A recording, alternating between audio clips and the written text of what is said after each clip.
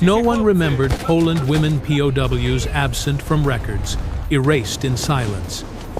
Some vanished nameless, unwitnessed. If survival wasn't meant for them, how did one woman escape destruction alone?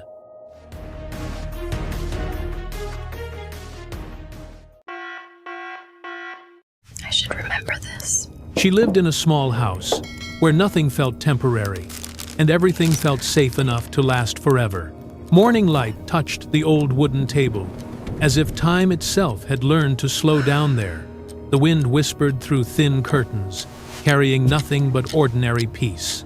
Warm bread, a narrow kitchen, familiar smells, a life too small to attract history. She had no grand dreams, no loud ambitions, only days that looked exactly like yesterday. No, please!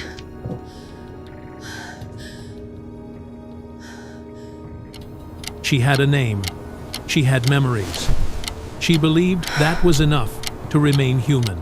War existed only as distant rumors, stories meant for other places, other lives. It's so cold. She believed the world would leave her corner untouched, until one morning, when silence stopped being safe.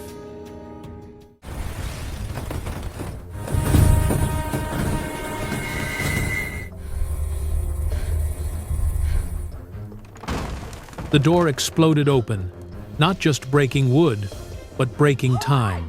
I didn't do anything! Orders replaced names, boots replaced questions, fear replaced choice. In seconds, she stopped being someone and became something taken. Hands dragged her away before fear could even find its name. The doorway watched her leave, silent, powerless, forgotten. Light stayed behind. Darkness went with her. No explanations, no goodbyes, only movement without mercy. Among strangers, she disappeared while still breathing. Boots echoed louder than any human voice. Her eyes searched for something familiar and found nothing. Her hands stopped resisting before her mind understood why. You have to understand, this is not just about me. It's about us, about everything we've built together. They moved together, not as people, but as units. No one called her name, and slowly, neither did she. This was not the end of her life, but the end of her identity.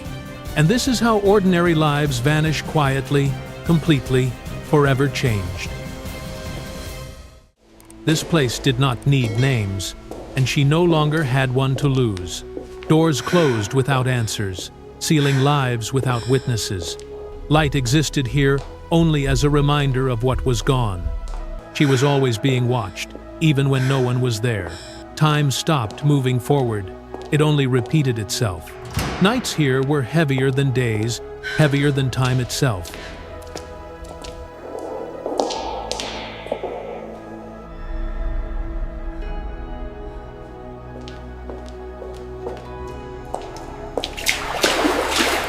She learned to count her breaths, not to live, but to survive until morning.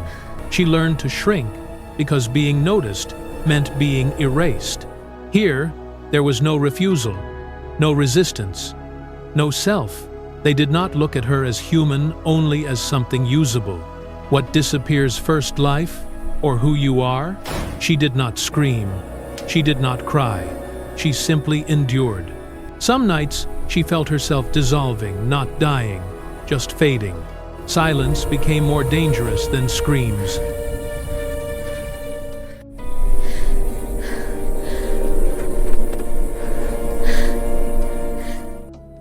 Her body remained, but who she was began to slip away. Then a voice, barely alive, barely audible. If she disappeared inside, they would win completely.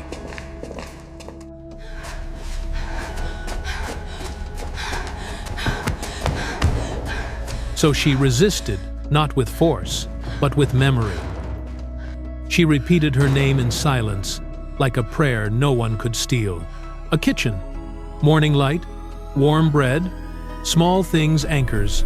She remembered who she was because forgetting was surrender. Staying herself became an act of defiance.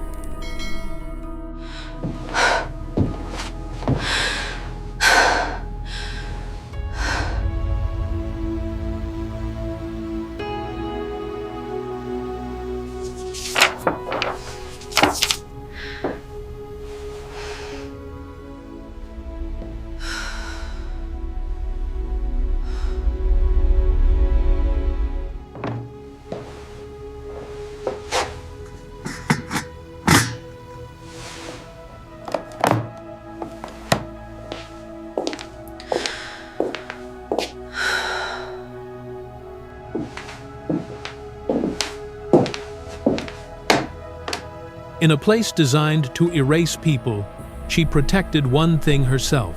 They could take everything except the will to remain human. There was no plan, no preparation. Only the moment fear reached its final edge, and survival rose higher than everything else. If she stayed, there would be nothing left to save. The decision arrived in silence. One step away from the familiar, then another. Then another. Every step could be the last. Her heart pounded so loud, she feared it would betray her. The world narrowed. Every sound became a threat.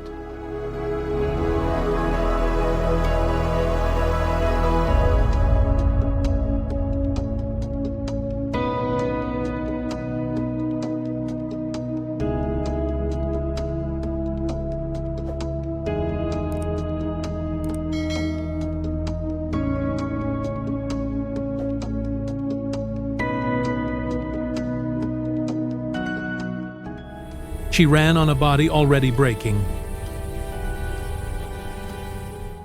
Each breath burned. Each step refused to obey. No direction, no destination, only a way. Leave the place that erased her, no matter what waited ahead. Time lost its meaning. Minutes stretched into something endless.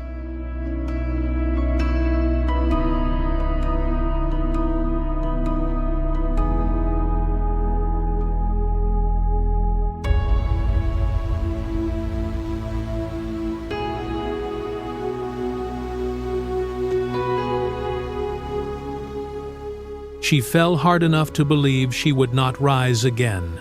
Here, life and death were separated by a breath.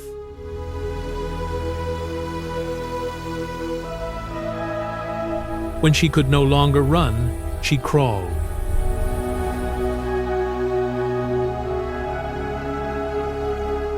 She held on to something small, morning light, warm bread. Tiny memories became anchors against the dark. And she moved again an inch, a breath, a will. When there was almost nothing left to lose, she met a man who did not arrive as a miracle. He was simply there, steady, ordinary, silent. No questions, no demands, just water and safety. For the first time in a long while, she was not a prisoner. She was a survivor. Survival was not the ending. It was the beginning of something fragile. In the first days of hiding, silence filled the room. She spoke little sometimes, not at all. Her eyes lingered on empty spaces, as if her mind had not yet returned. Sudden sounds still made her flinch.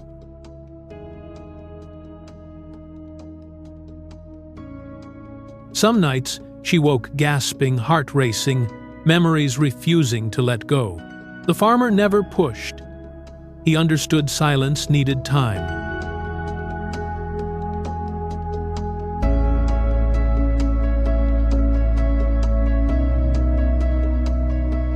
He asked nothing of her past, nothing she was not ready to give. He gave her a room, a warm blanket, and something rare after war safety. Shared meals passed without many words. Day by day, trust began to return slowly, quietly.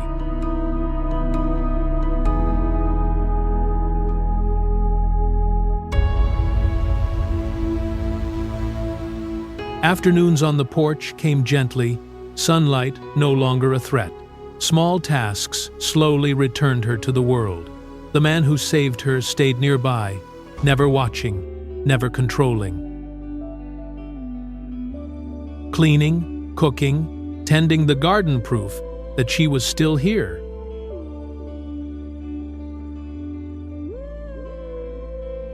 She sat on the porch, letting the day pass without fear.